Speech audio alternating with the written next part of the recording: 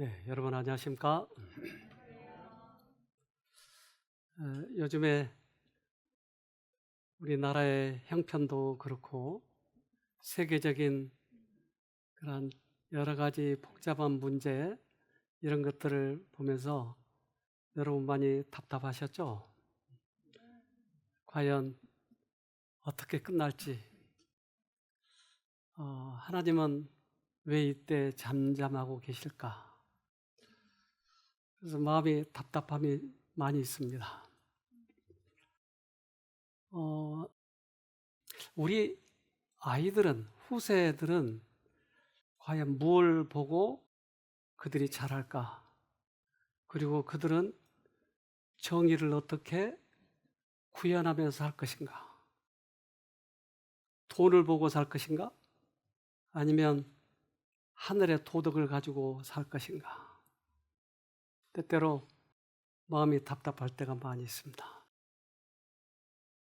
미국은 세계 최고의 힘을 가지고 있습니다. 그 나라 대통령의 힘도 대단한 것이죠. 그런데 아쉽게도 돈에 대해서 끔찍히 많이 사랑하고 추구하고 있는 것 같아요. 최근에 인터넷에 가자 지구에 대해서 이스라엘과 그 가자 지구 싸움이 일어났잖아요. 거기 아주 폐허화가 됐어요. 많이 죽었고 어린이도 많이 죽었고. 근데 그 가자 지구에 트럼프 대통령의 구상이 있어요. 그것은 가자 지구에 고급 휴양지를 만들겠다고 하는 거예요. 그래서 그걸 좀 비난하는 말이 많은데 트럼프의 황금 동상이 세워지고 또 머스크에 돈 뿌리는 장면이 나오고 돈. 우크라이나의 문제가 대두됐어요. 근데 그 우크라이나 젤렌스키 대통령과 트럼프 대통령이 서로 이렇게 정상회담을 했는데 뭔가 좀 마음에 맞지 않아서 깨졌어요. 그렇다면 트럼프 대통령의 진짜 속내는 뭔가? 그것은 우크라이나 광물 수입의 50%를 가져가겠다는 거예요. 이제까지 무기를 대줬으니까 720조를 내놓으라고 하는 거예요. 어쩌면 못 갚을지도 몰라요. 이 많은 돈이라. 그러면 마음대로 미국은 이제 우크라이나를 속국처럼 그렇게 할 수도 있겠죠. 우리나라도 상당히 사실은 위험을 느끼고 있는 거예요. 우리나라도 분단이 돼 있기 때문에 언제 전쟁이 일어날지도 모르고.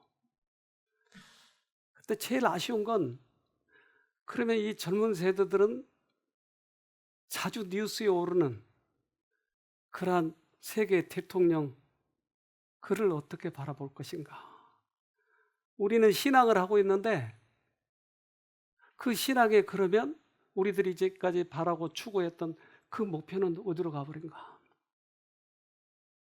근데 저는 이것을 보면서 옛날 이 느부갓네살 생각이 좀 나더라고요. 느부갓네살 왕은 왕궁을 다 짓고 내가 다 지었어. 폼을 재는 거예요. 그리고 나를 위해서 우상을 세우라고 하는 거예요.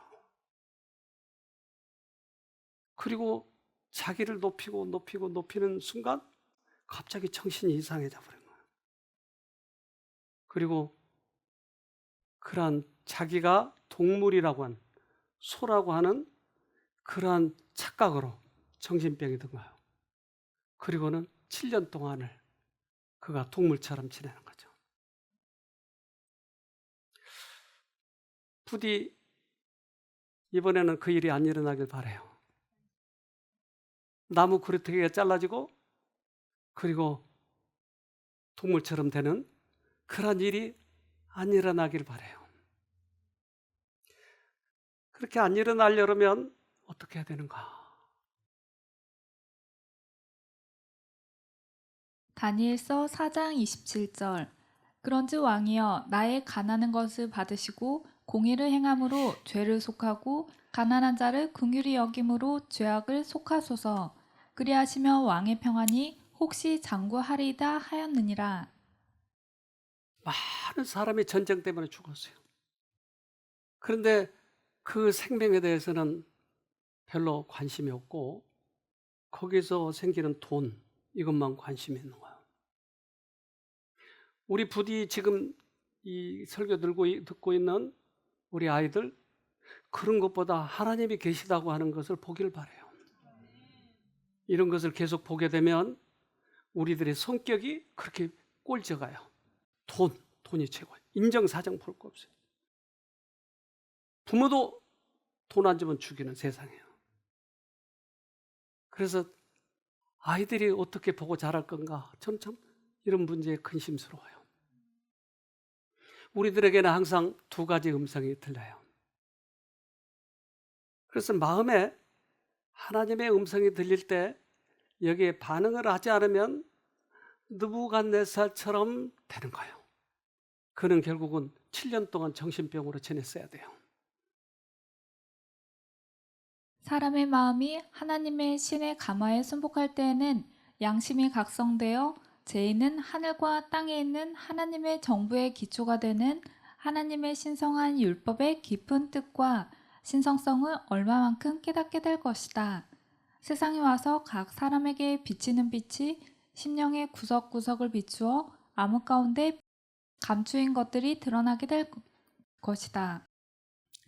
그래서 때때로 우리들의 마음에 양심의 소리가 들릴 때 이 양심의 소리에 내가 반응을 하면 우리는 생애가 전혀 달라지는 거예요. 그러나 무디게 거절하면 어느 날 나에게 동물인 것처럼 기어다닐지도 모른다 이 말이에요. 다윗은 그가 사울에게 쫓겨서 계속 광야를 전전할 때 그가 굴에서 이제 잠을 자고 있는데 그를 쫓던 사울이 그 바로 옆 굴에 와서 쉬는 거예요. 얼마나 기가 막힌 기회예요. 사울에게 쫓겼는데 사울이 바로 옆굴에 와서 자는 거예요. 그러면 부활을 시켜서 한 방 찔르면 끝나는 거예요.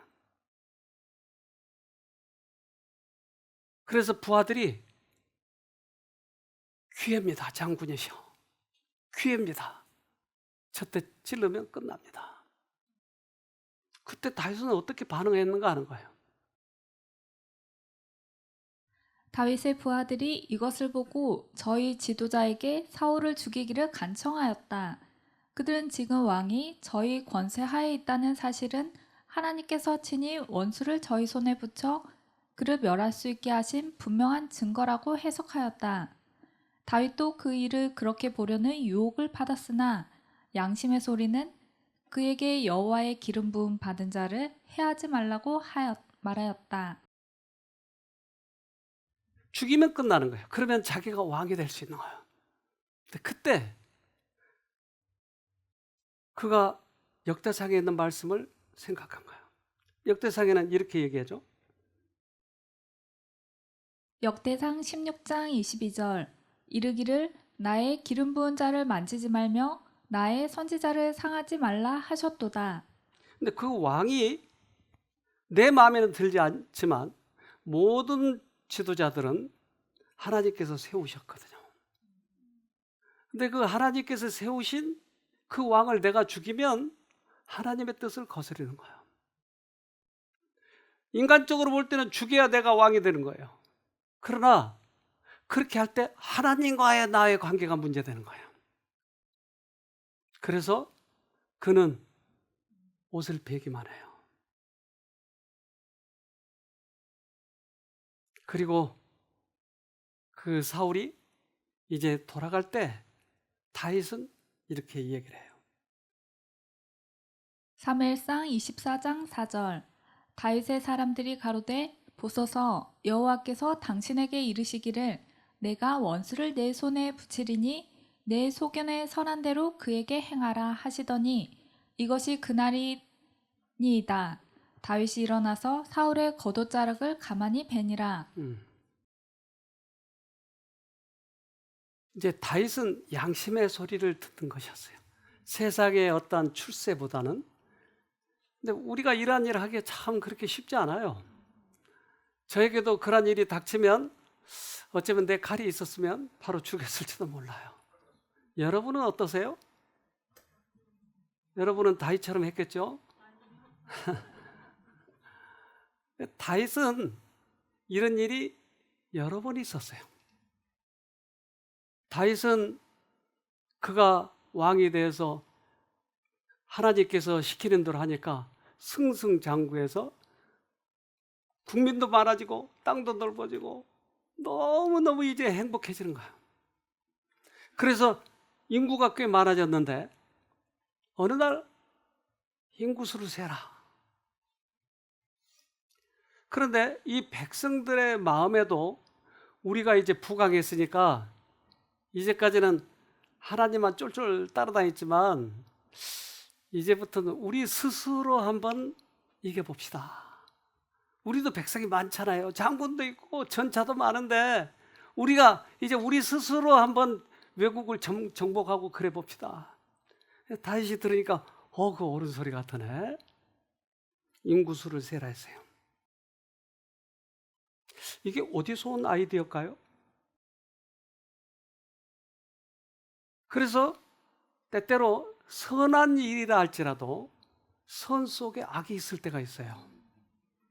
그래서 모든 국민들은 이제 우리도 부강하니까 우리 스스로 자립합시다. 하나님으로부터 자립합시다. 나도 이제 잘 살고 성경도 많이 아니까 하나님으로부터 자립합시다. 이건 어디서 온 아이디어인가요? 사무엘하 24장 10절. 다윗이 인구수를 조사한 후에 그 마음에 자책하고 여호와께 아뢰되 내가 이 일을 행함으로 큰 죄를 범하였나이다. 여호와여 이제 간구하옵나니 종의 죄를 사하여 주옵소서. 내가 심히 미련하게 행하였나이다 하니라. 다윗은 양심에 들려준 소리에 그가 반응을 했어요.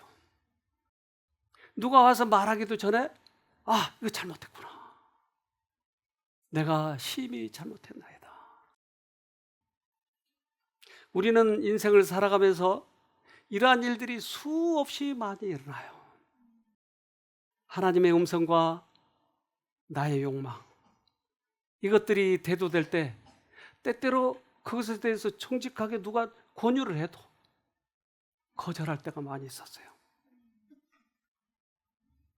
다윗은 여기에 반응한 것이 얼마나 기가 막힌 그의 성품인지 몰라요. 다윗의 시편은 고범죄와 양심의 가책의 깊은 구렁에서부터 최고의 신앙과 하나님과 교통하는 최고의 위치에 이르기까지의 모든 경험을 총망라하고 있다. 시편은 아주 긴 사건, 그런 것들을 짧게 딱 추려가지고 써놨어요. 그래서 시편을 읽으면 많은 경험을 한 번만에 우리가 알 수가 있어요. 그는 고범죄에 대해서 얘기했지만 이 고범죄는 자꾸 짓고 또 짓고 알면서도 짓고 하다 보면 내 마음이 무뎌져 버린 거예요. 그러면 아무리 양심의 소리를 줘도 그것에 대해서 반응하지 않을 때가 와버리는 것이죠. 시편 19편 13절로 14절. 주님의 종이 죄인 줄 알면서도 고의로 죄를 짓지 않도록 막아주셔서 죄의 소나기에 다시는 잡히지 않게 지켜주십시오.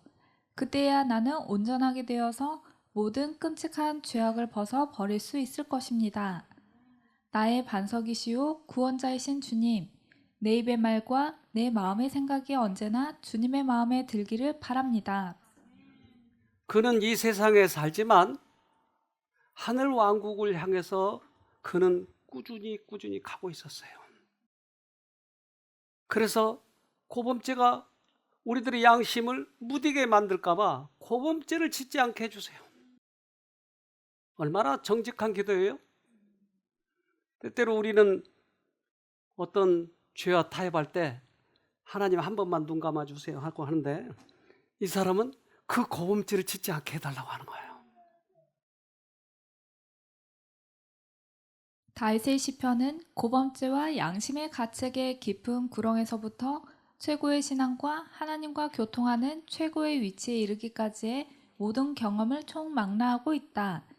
그의 생애의 기록은 죄는 수치와 괴로움만을 가져올 뿐이나 하나님의 사랑과 자비는 가장 깊은 구렁에까지 도달할 수 있어서 믿음으로 회개하는 영혼을 높이사 하나님의 양자가 되게 하신다고 선언한다. 그래서 시편을 읽을 적마다 과거의 나의 생애를 뒤돌아보는 거예요. 아, 나도 과거 이럴 때가 있었는데 다윗은 이렇게 선택을 했네. 내가 이 백석교회를 개척할 때 가장 힘들 때가 그 땅을 샀는데 그 땅이 이 비스트만 등성이에요. 지금은 그 위치가 아주 좋아요. 높이 있어가지고 교회가 멀리서도 마을에서도 다 보이니까 광고 효과가 좋아요. 근데 그때 그 비슷한 그 등성에 교회를 짓는다고 하는 건 불가능해요. 이걸 깎아서 축대를 쌓아야 되니까, 팽팽하니까. 근데 가장 힘든 일이 나는 축대 쌓는 일이라고 생각을 해요. 그걸 아무도 그때 도와줄 사람이 없으니까 그 초신자들, 이제 새로 교회 나온 사람들하고 이 축대를 쌓는 거예요. 이거 지금도 잊혀지지 않아요. 너무나 힘들었어요. 가을, 이제 겨울 다가오는 때. 그래서 그 축대를 이렇게 쌓고 해가지고 겨우 이 평지가 돼서 거기에다 이제 교회를 짓는데, 지금 이 보이는 분들이 거의 대부분 다 초신자들이에요. 이분들하고 이 축대를 쌓는데 이게 참 힘이 들더라고요. 그런데 왜 이 미친 짓을 하죠? 왜 하죠? 이게 나를 괴롭힌 거예요. 너무 힘이 드니까 내가 왜 이 짓을 하지? 근데 그때 하늘을 바라보지 않으면 포기할 것 같아요. 오로지 일념은 하늘을 바라볼 뿐이에요. 돈도 없고 일꾼도 없고 교인들도 없고 이제 새로 시작하니까 몇 명 안 되는 거예요. 근데 그 하늘을 바라보지 않으면, 내가 만약에 수도해버리면 모두 다 수도하죠. 왜 이 일을 해야지? 그러니까 끊임없이 양쪽의 소리가 들리는 거예요. 또 한 번은 새로남 교회 처음 시작할 때 겨우 이제 8천만 원 가지고 시작을 하는 거예요. 그러니까 전세로 8천만 원 가지고 얻었는데 그 교회 내부에는 아무것도 없는 거예요. 화장실도 지어야지, 사무실도 지어야지, 이렇게 해야 되는데, 그때 거기도 모두 다 저신자. 누가 이 일을 하겠어요? 그래서 둘이, 누구죠? 한 왼쪽에 있는 사람은 어디서 본 것 같은데 좀. 그래서 이 자신과의 갈등이에요. 양심의 소리를 듣냐 아니냐. 새로 난 교회가 또 옮길 때마다 다 내부 수리를 해야 되는 거야. 그런데 그때마다 너무 힘이 든 거예요. 인간적으로 볼 때. 그러나 그 미래를 내다보면 반드시 우리는 이 길을 가야 되니까. 그래서 두루미는 반드시 히말라야 산을 넘어야 파라다이스로 가요. 근데 히말라야 산이 너무 높은 거, 이게 넘어가려면 잘못하면 죽을 수도 있는 거예요.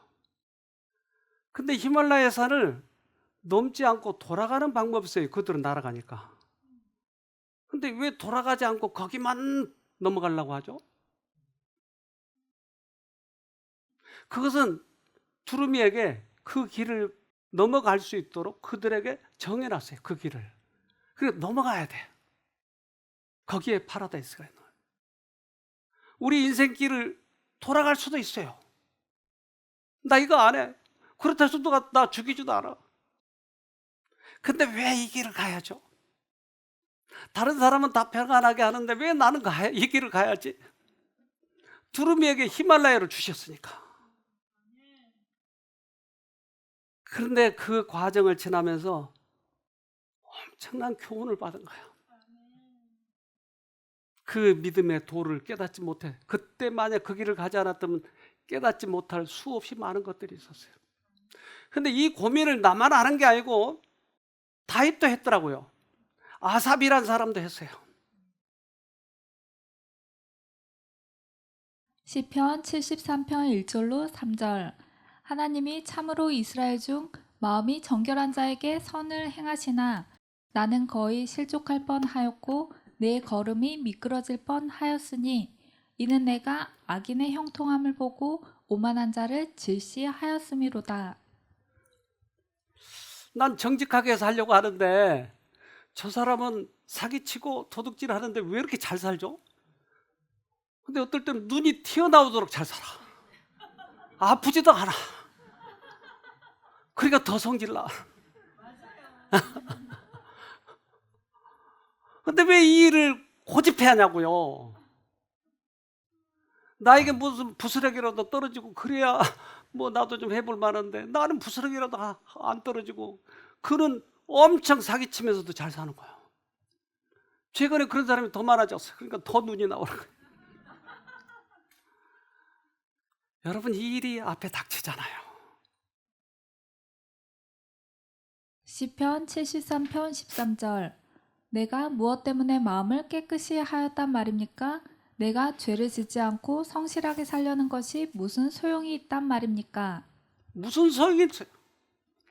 아무리 정직하게 살아도 돈도 못 벌고 힘든데 무슨 소용이 있어요? 이것들이 많은 사람들의 고민이에요. 아까 우리 아침에 영호 씨도 그 고민을 많이 했을 거야 아마.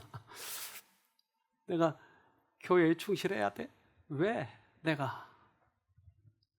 근데 이제 내가 이 히말라야 산을 넘어보니까 다른 사람의 사정이 보이더라고요. 아, 저 사람도 저 고민을 할 수 있겠구나. 그러니까 뭔가 도와줄 수가 있는 거예요. 만약에 내가 이거 안 해봤으면 야 돌아가 왜 그렇게 가? 그러나 우리들에게 하늘이 있다고 하는 것이에요. 시편 73편 16절로 18절. 내가 이 얽힌 문제를 풀어보려고 깊이 생각해 보았으나 그것은 내가 풀기에는 너무나 어려운 문제였습니다. 그러나 마침내 하나님의 성소에 들어가서야 악한 자들의 종말이 어떻게 되리라는 것을 깨닫게 되었습니다. 주님께서 그들을 미끄러운 곳에 세우시며 거기서 넘어져서 멸망에 이르게 하십니다. 아, 성소에 들어가 보니까 알겠군요. 그러니까 우리의 눈을 넓혀서 시야를 넓혀서 망원경을 쓰고 성소를 들여다보는 거예요. 그러면 그곳에는 사기치고 도둑질하고 그러면 거기 못 들어가더라 이 말이에요. 그래서 지금 우리들에게 양심의 소리를 주시는데 젊으면 젊을수록 빨리 깨달으면 더 축복인 거예요. 아까 우리 여기 세 분이 나오셔서 얘기를 했는데 그중에 한 청년이 지난번에 쉼터에 입소를 했어요. 근데 쉼터에 입소한 이유를 그가 밝혔어요. 제가 입소한 이유는 교만함 때문인데요. 이게 아무것도 모를 때는 티가 나지 않았는데, 이게 그러니까 성경을 공부하면서 이 머릿속에 성경적인 지식이 들어오니까 이 교만함이 서서히 드러나더라고요. 그래서 우리가 나중에 복음을 전할 때, 보통 신자들은 하나님을 만나는 방법조차 모르니까 우리는 그 방법을 전해야 되는 거잖아요. 하나님을 만나는 실질적인 방법. 그 간단 명료하고 핵심을 꿰뚫는 진리. 그러니까 사막에서 물을 찾는 사람한테 오아시스로 가는 방법을 알려줘야 되는데 그게 아니라 이렇게 알려줄 것 같았어요. 그러니까 내가 물을 먹어본 사람이야. 그런데 물은 수소 2개하고 산소 하나로 이루어져 있거든. 근데 근데 이게 엄청 투명하게 생겼다?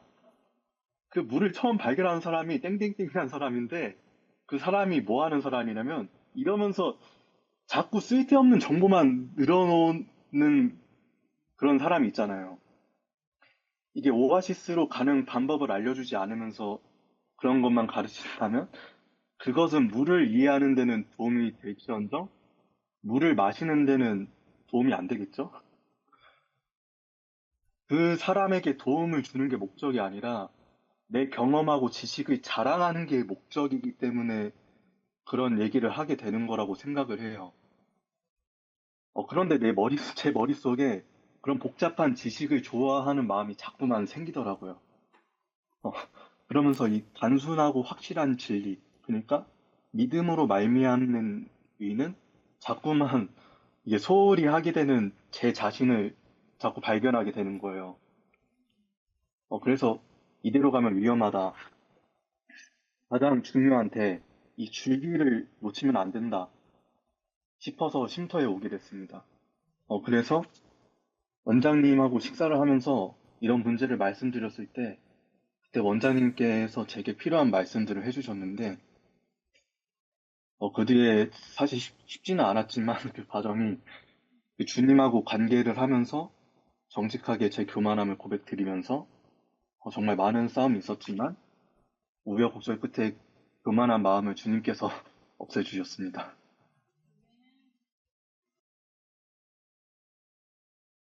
H2O를 가르쳐 주면 되는군요. 그런데 이 청년의 마음에 얼마든지 그걸 뭉개고 지나갈 수도 있는 거를 마음의 양심의 소리를 듣는 거예요. 교만함 때문에 이걸 버리기 위해서 두르는 사람은 어쩌면 유일한 사람 아닌가 하는 생각이 들어요. 내가 교만한 것을 발견한 것도 굉장한 일이지만 이것 때문에 그 황금 같은 시간 열흘을 빼내서 온 거예요. 참 대단한 용기라고 생각합니다. 그런데 이것을 내가 없애야 되겠다고 하는 생각을 하는 거예요. 복이 있을 거야, 아마. 우리는 하늘을 향해서 가고 있어요. 아무리 여러분이 버텨도 여러분 죽어요. 너무 낭망스러운 얘기를 했나요? 근데 죽어요, 여러분, 반드시. 안 죽을 사람 손 들어보세요. 다 죽어요. 어떤 사람은 10년, 50년, 어떤 사람은 100년을 살아가 죽어요. 그러면 이 100년 동안에 우리에게 남겨진 일은 뭔가? 우리에게 그 살아있는 동안에 우리에게 주시는 교훈은 뭔가? 그래서 지금 공기가 있어요, 없어요? 어떻게 알아요, 공기가 있는지? 숨 쉬는 거죠. 그리고 우리가 불을 켜면 불이 타는 거예요. 우리에게 보이지 않지만 하늘나라가 있는 거예요. 보이지 않는 세계가 훨씬 큰 거예요. 근데 그 세계를 내가 살아가고 있는데도 그걸 의식하지 못하고 살고 있을 뿐이에요. 그래서 우리는 이 땅에 사는 동안에 이 싸움이 있는데 이 싸움 중에서 최고의 싸움은 그 영과의 싸움이에요. 즉 하늘의 영인가 사단의 영인가 하는 것이에요. 에베소서 6장 12절 우리의 싸움은 이 땅의 사람들에 대항하여 싸우는 것이 아니라 이 세상의 어두운 세력들과 공중의 권세 잡은 악한 영들에 대항하여 싸우는 것입니다. 우리는 다른 사람들과 싸우는 게 아니에요. 다른 사람에게 사기치기 위해서 하는 거 아니에요. 하늘의 영과의 지금 싸움이에요. 그래서 아까 우리 재혁군하고 물어봤어요. 그 누나 도나스 무슨 돈을 사줘서? 그래서 내 사비를 들여서 사줬는데요. 내 사비를 들여서 사과하느라고 그 미운 누나 왼수를 위해서 도나스를 사준다는 거, 이거 말이 돼요? 근데 이것은 영과의 싸움을 싸우지 아니하면 이런 행동이 일어나지 않아요. 나를 괴롭혔는데 내가 왜 사줘? 말도 안 돼. 근데 하늘의 영과의 싸움이에요. 그 싸움을 싸운다고 하는 것은 가치 있는 싸움이에요. 에베소서 6장 13절. 하나님의 전신 갑주가 필요한 이유가 여기 있습니다. 그것은 악한 날에 쓰러지지 않고 싸움이 끝난 후에도 굳건히 서기 위해서입니다. 네. 이 싸움을 싸운 이유는 결국 우리가 싸움이 끝난 후에도 결국 굳건히 서서 하늘에 가기 위해서 이 싸움이에요. 멋진 싸움이잖아요. 다른 사람들은 나약하다고 얘기할지 모르지만 우리는 더 큰 미래를 바라보고 있는 거예요. 그걸 가기 위해서 가는 거예요. 지금은 불편해요. 손해본 듯해요.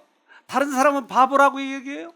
때때로 이 악의 영들이 괴롭힐 때는 내가 왜 이 미친 짓을 하고 있는 거야. 그러나 우리에게는 더 큰 미래가 있다고 하는 거예요. 이걸 가지고 있는 사람들은 멋진 거예요. 연연해 하지 않는 거예요. 그들이 하나님의 은혜와 능력 안에서 그들의 마음을 사단의 유혹을 대항하는 위치에 놓을 때 하나님의 성령의 감화를 받음으로써 그들의 지성은 청결해지고 그들의 양심과 마음은 예민해진다. 그 다음에는 죄가 실제 모습 그대로 나타나 심히 죄되게 보인다. 그때가 바로 숨은 죄가 그들의 얼굴빛 가운데 놓이는 때이다. 그들은 그들의 죄를 하나님께 자복하고 회개하며 죄를 부끄러워하게 된다. 그래서 성령의 감화가 있을 때 내 마음을 반응을 하면 죄가 죄처럼 보이는 거예요. 그래서 우리들에게는 이 성령이 계시니까, 보이지 않는 공기가 있으니까 보이지 않는 왕국에서 보이는 왕국에 노크를 하시는 거예요. 근데 이 음성에 내가 반응을 할 때 기가 막힌 일들이 벌어지는데 주님께서는 이렇게 얘기하셔요. 요한계시록 3장 20절. 볼지어다 내가 문 밖에 서서 두드리노니 누구든지 내 음성을 듣고 문을 열면 내가 그에게로 들어가 그로 더불어 먹고 그는 나로 더불어 먹으리라. 이 보이지 않는 세계가 있다고 그랬어요. 근데 보이지 않는 세계에서 나에게 지금 보이는 세계에 와서 문을 두드리는 거예요. 인생길을 나는 지금 출세를 위해서 열심히 가고 있는데 하나님이 말씀하시는 거예요. 나도 출세하고 싶고 돈을 벌고 싶고 멋진 집에 살고 싶고 또 내 자식들에게 아주 유복하게 살게 하고 싶어요. 욕망이 있는 거예요. 그런데 그렇다고 해서 예수님을 받아들이면 다 못 사는 거 아니에요. 다윗은 왕으로 살았잖아요.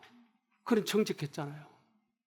그런데 우리들의 인생길을 내가 가고 있는데 톡톡톡톡 두들기는 거예요.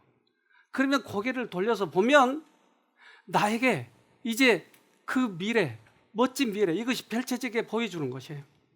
그리고 실제적으로 내가 발걸음 하나를 디디면 그 다음에 한 계단 한 계단 나에게 역사해 주시는 거예요. 사람의 영혼으로 들어가는 문이다. 그의 사랑으로 그의 말씀을 통하여 또한 그의 섭리를 통하여 그리스도는 정서의 문 밖에서 두드린다. 그래서 사건 속에서 가끔 나에게 말씀하시는 거야. 누구에게나 말씀하시는 거야. 그래서 그 말씀에 내가 응하면 이제 보이지 않던 하늘의 문을 열어 보여주시는 거야. 커튼을 열어주시는 거야. 그러면 용기가 생기고 힘이 생기고, 맞아, 내가 그곳을 가는 것이지, 맞아. 그런데 지금 아까 우리 20대 젊은이들은 이것을 그만큼은 못 느낄지 몰라요. 즉 나이가 많이 되어서 이제 조금 있으면 죽을 때가 된다든지 기력이 없어진다든지 그러면 이것이 절실하죠. 하늘에 가야 되는데 꼭 이제까지 신앙생활을 해왔던 거 이거 무의가 되면 안 되는데 절실해진 거예요. 그들에게 젊어서 저런 마음이 든다고 하는 거 얼마나 다행인지 몰라요. 너무나 나이가 많으면 이게 잘 안 돌아갈 때도 있어요. 요즘에 일본말을 좀 더 배워보려고 하는데 일본말을 단어를 외우면 바로 돌아서면 잊어버린 거예요. 근데 20대 배우면 안 그래요. 내가 20대 좀 배웠는데 그 20대 배운 거 요거 가지고 지금 써먹고 있는 거예요. 오하요 고자이마스. 아리가또 고자이마스. 그때 배웠던 거예요. 그게. 그런데 그 20대 때 많이 이 우리들의 영혼을 넓혀놓으면, 깊숙이 수술을 받아놓으면 이게 우리들의 인생을 얼마나 멋지게 살아가게 할지 몰라요.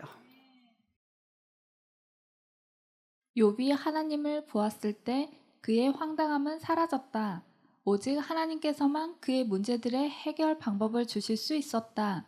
욥의 우문점들에 대답하시는 하나님의 방법에는 가장 깊은 사상을 자극하는 오묘함이 있다. 욥은 그렇게 힘들고 고달팠지만 욥이 다른 것까지 따지려고 하지 않고 오직 하나님만 쳐다봤을 때 거기서 해답이 왔어요. 우리들의 인생길을 얼마든지 그분은 바꾸실 수 있는 분이에요. 돈의 문제를 얼마든지 바꿀 수 있는 문제예요.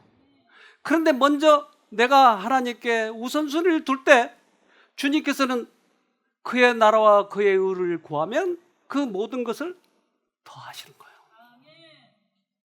그래서 그 하나님의 전지전능하신 창조자 하나님을 쳐다봤을 때 깊이 내 영혼을 감동을 시켜주는 거예요. 그게 나를 이기게 해주는 거예요. 죄와 싸움에서. 그분의 거룩한 목적은 논쟁을 해결하는 것이 아니라 당신 자신을 나타내시는 것이다. 그분은 해결해 주려고 이렇게 저렇게 뭐 따지고 그러지 않아요. 당신을 보여주면 모든 문제가 사라져 버린 거예요. 저는 지난번에 일본에 갔을 때 여기 우리 주방 공사를 크게 했어요. 근데 갔다 오니까 주방이 많이 변했더라고요. 그래서 모든 뒤에 살림살이를 꺼내가지고 여기 본당에다 세워놓고 나는 그 일을 다 이룰 수 없으리라고 생각을 했어요.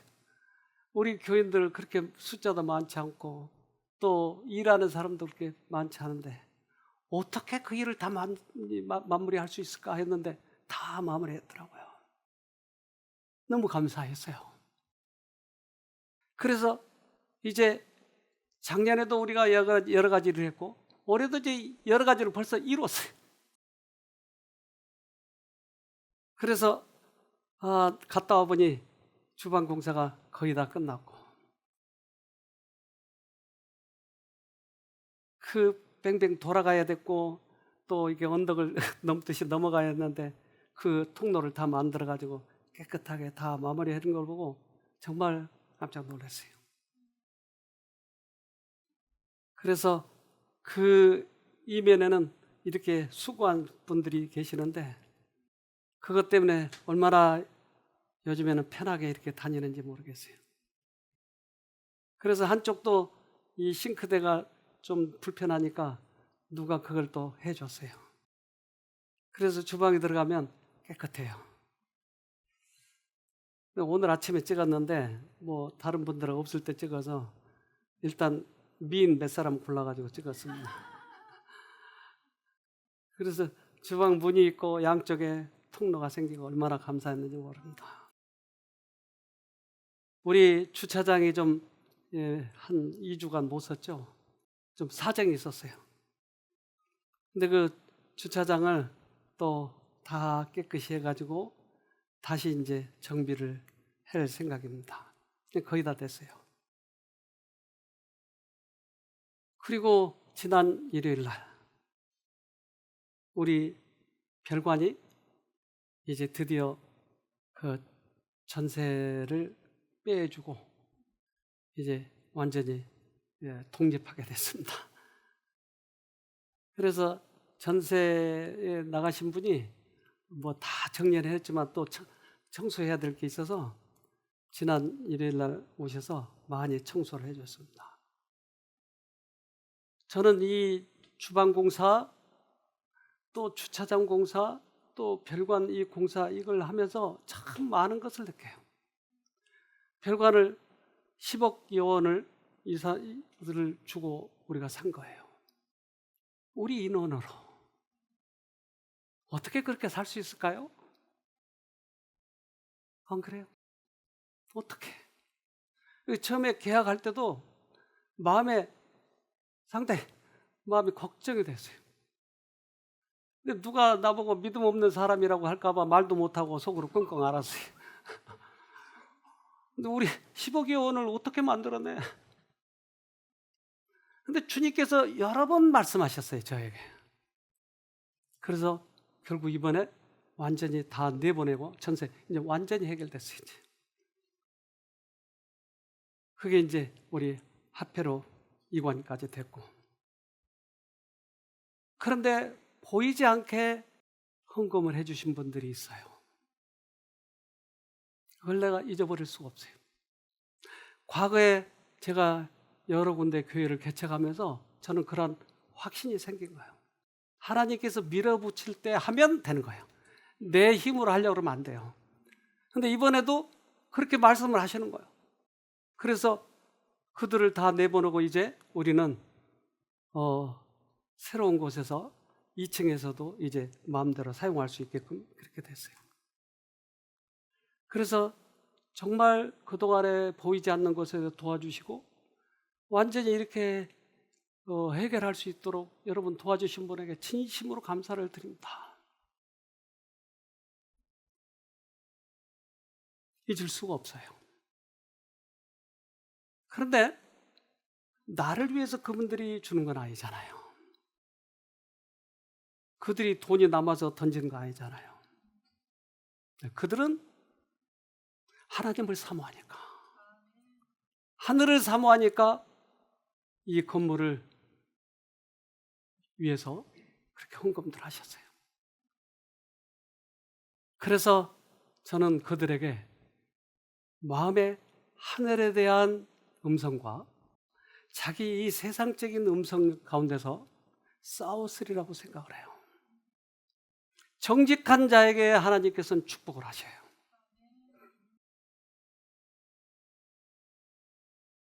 잠언 3장 32절로 33절.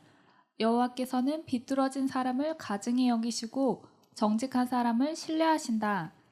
여호와께서는 악인의 집은 저주하시지만 의인의 집에는 복을 주신다. 그래서 우리는 그리스도인으로서 정직하게 이렇게 살다 보면 하나님께서 여러 각도에서 축복하시는 걸 보아요. 돈만이 아니고 여러 각도에서, 건강에도 하나님의 능력에도 축복을 하시는 거예요. 이것을 한 번만 경험해 보면 그 다음에는 주님을 위해서 살게 되는 것이에요. 그것과 자신과의 그런 싸움이 계속되는 것이에요. 그래서 우리 주방에도 주차장에도 별관에도 이렇게 역사하셔서 이루어지신 거 보면 지금도 하나님이 살아계시고 정직한 자들이 살아있다고 하는 것이에요. 시편 112편 4절로 5절. 정직한 자에게는 어둠 가운데서도 빛이 떠오르며 은혜와 자비가 임합니다. 의로운 자에게 빛이 떠오릅니다. 관대하며 거저 빌려주는 자에게 복이 찾아옵니다. 자기 일을 정의롭게 행하는 자에게 복이 찾아옵니다. 이제 이 교회에 축복하시길 바랍니다. 하나님께서 하나님께 충성된 자에게 당신의 눈동자처럼 지키시고 축복하신다고 약속했어요. 그 약속이 여러분에게 임하기를 간절히 바랍니다.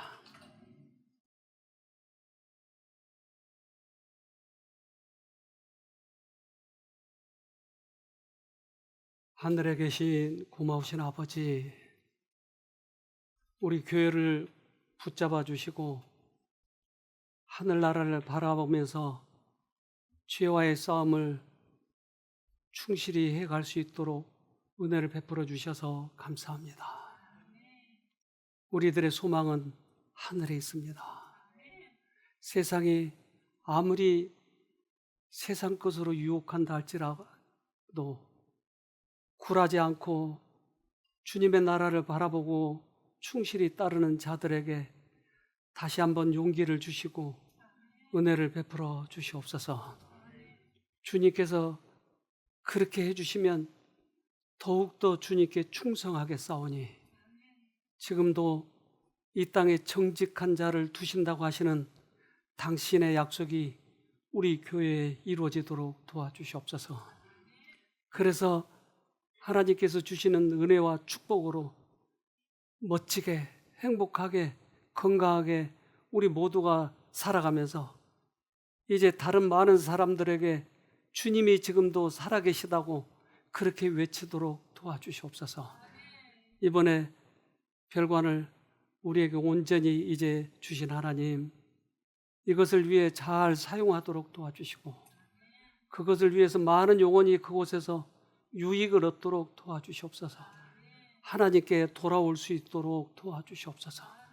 그래서 하나님의 것을 잘 유지하고 관리하여서 주님께 영광 돌리도록 도와주시옵소서. 오늘도 소망이 있어서 주님 앞에 나온 영혼들이 있습니다. 간절한 바람이 있어서 주님을 찾아왔습니다. 그 모든 분들에게 하나님이 은총을 베풀어 주시옵소서. 그리고 이번에도 그렇게 애쓰고 수고하신 모든 손길 위에 주님의 능력이 임해 주시고 축복이 임해 주시옵기를 우리를 죄에서 구원하신 예수님 이름으로 기도합니다. 아멘.